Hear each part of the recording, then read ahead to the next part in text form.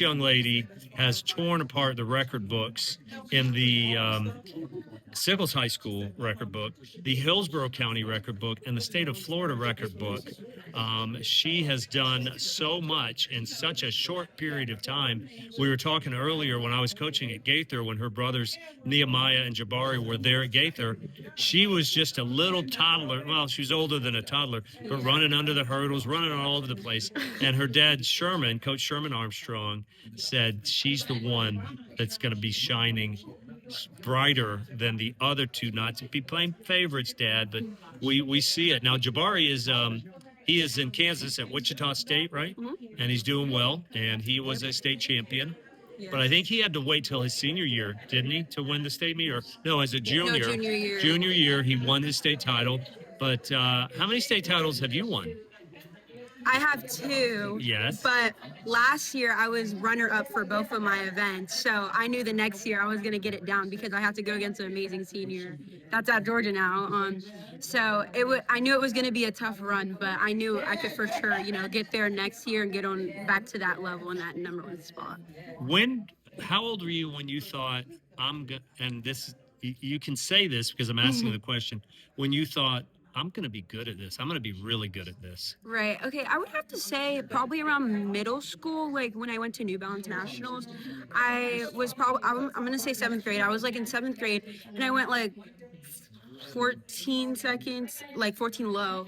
And it was like blazing crazy all over the internet. They were like, wow, this 7th grader just ran 14. And then right after that, back to back in 8th grade, I'm still in middle school, I went even faster than that. And then I was a 2-time national champion. And right after that, my freshman year, I became a 3-time New Balance national champion, which is like amazing, to keep it going. So for sure around 7th grade is really where the light switched. It was like, wow, she's gonna be something. Probably one of the biggest factors of that is being injury-free.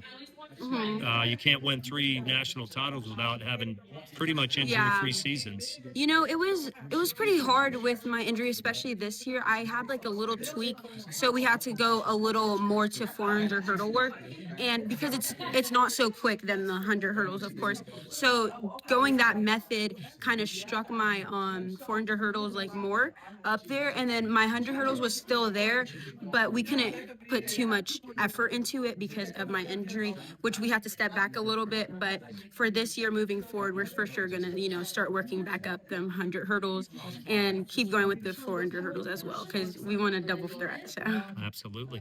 What is it like having your dad as your coach? It is amazing because, he kind of understands the chemistry and he understands me, being there. And it's amazing because there's like sometimes where it's, them hard days. Everyone has hard days. And then it's just amazing how he's, there for me as well as my teammates, It's just amazing experience having him there because I feel like this may be crazy to say, but like I wouldn't be like where I am without him and his knowledge and how much he knows about track and stuff. Is it always easy having dad as a coach? Okay. Most of the time it is because I can understand what he's coming from with the workouts and stuff, but sometimes I'm like, oh my gosh, I gotta do this, and then I have to see him at home. I'm like, why did you make that workout for me? And stuff like that. But it's all love. I imagine there's a special thing. I mean, having been an athlete and being a coach, there's a bond there where you want to run well for your coach, for even if it's not your dad. You want to run well for your coach. You want your coach to be proud of what you accomplished. I can only imagine how much more special that is because It is your dad, because kids always want to do well for dad and have dad be proud of them, but for him to be your coach, that's got to be an amazing dynamic. Yeah. I mean, I know for sure, no matter what, my dad's always proud of me and whatever happens. I mean, last year I did, it's technically this year at Nike Nationals Outdoor, I did take a little fall in the 400 hurdles, and, that really hurt, but my dad was like, I'm always, proud of you for everything that you have been doing.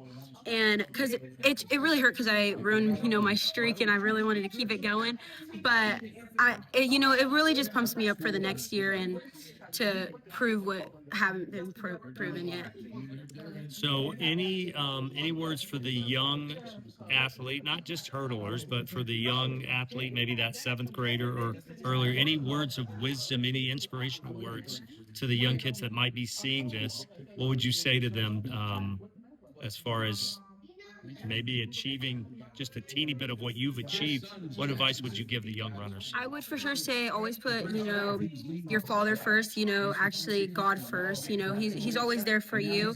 And for sure stay humble, because anything could be taken in a split second. And so just stay humble and put the Lord first because he's always been there for you. So why shouldn't you? And staying humble is not always easy when you have this as a sophomore, the Bill Shields Award, the most prolific athletes in Hillsborough County history. And there's some big names on here. Started way back in 1961. So you're in rarefied air with this, and you're only a sophomore. Yeah. The engraver's going to probably be very familiar with your name by the time you're done with high school. Yes, that's the goal. But Nia, I got it right that time. I don't know. I've been announcing your name for probably 4 years, and I feel like an idiot when I mispronounce that one. But well-deserved, hard work, and I really love the staying humble.